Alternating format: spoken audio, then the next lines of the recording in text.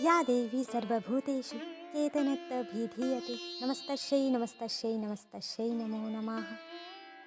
नमस्कार दोस्तों, देवी माँ पार्वती की पावन कथा में आप सभी को हार्दिक स्वागत है। कैलाश पर्वत के निवासी भगवान शिव की अर्धांगिनी माँ सती पार्वती को ही शैलपुत्री, ब्रह्मचारिणी, चंद्रघंटा, कुष्मांडा, स्कंद माता, कात्यायनी, कालरात्रि, महागौरी, सिद्धिदात्री आदि नामों से जाना जाता है। इसके अलावा भी माँ के अनेक नाम हैं, जैसे दुर्गा, जगदम्बा, अम्बे, शेरावाली आदि, लेकिन सब भी सुंदर नाम तो माँ ही है।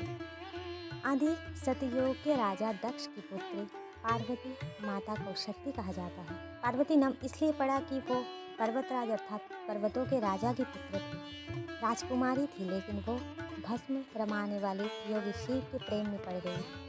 शिव के कारण ही उनका नाम शक्ति हो गया। पिता की अनिच्छा से उन्होंने हिमालय के इलाके में ही रहने वाले योगी शिव से विवाह कर लिया। एक यज्ञ में जब दक्ष ने पार्वती और शिव को न्योता नहीं दिया, फिर भी पार्वती शिव के मना करने के बावजूद अपने पिता के यज्ञ में पहुंच गई। लेकिन दक्ष ने शिव के विषय में सती के सामने ही अपमानजनक बातें कही। पार्वती को यह सब सहन नहीं हुआ और वही यज्ञ कुंड में कूदकर अपने प्राण त्याग दिए।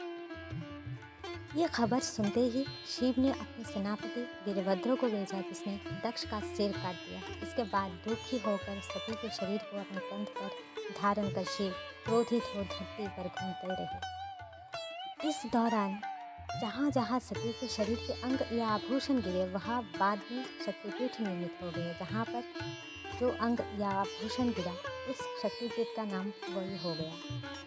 माँ के एक हाथ में तलवार और दूसरे में कमल का फूल है। रक्तांबर वस्त्र, सिर पर मुकुट, मस्तक पर श्वेत रंग का अर्धचंद्र तिलक और गले में मणियों मोतियों का हार है। शिव हमेशा माता के साथ रहता है। जो दिल से पुकार निकले वही प्रार्थना, ना मंत्र, ना तंत्र और ना ही पूजा पाठ, प्रार्थना ही सत्य है। माँ की प्रार्थना या स्तुति के पुराणों में कई श्लोक दिए गए हैं। पुराणों में माँ दुर्गा की उत्पत्ति की कथा मिलती है, जो इस प्रकार है। देवता असुरों के अत्याचार से बेहद परेशान और दुखी थे। इसके समाधान के लिए वह ब्रह्मा जी के पास गए। ब्रह्मा जी ने उनको बताया कि दैत्यराज का वध एक तुम्हारी कन्या के हाथ से ही होने निश्चित है। इसके बाद सभी देवताओं ने मिलकर अपने तेज को एक जगह समाहित किया, जिससे माँ दुर्गा उत्पत्ति हुई।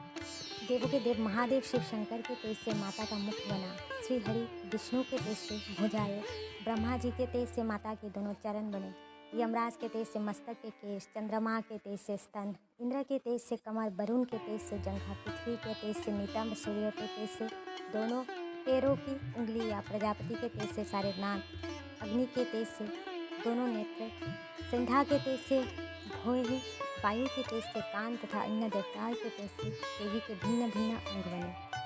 माँ दुर्गा की उत्पत्ति होने के बाद उनको असुरों पर विजय प्राप्ति के लिए अपार शक्ति की जरूरत थी। तब भगवान शिव ने उनको अपना त्रिशूल, भगवान विष्णु ने चक्र, हनुमान जी ने गदा, श्री राम ने धनुष, अग्नि ने शक्ति और बाणों ने से भरे कर्कश, वरुण ने दिव्य शंख, प्रजापति ने स्फटिक मणियों की माला, लक्ष्मी जी ने कमल का फूल, इंद्र ने वज्र, शेषनाग ने मणियों से सुशोभित नाग, वरुण देव ने पाश और तीर, ब्रह्मा जी ने चारों वेद तथा हिमालय पर्वत में माता को सवारी के लिए सिंह दिया।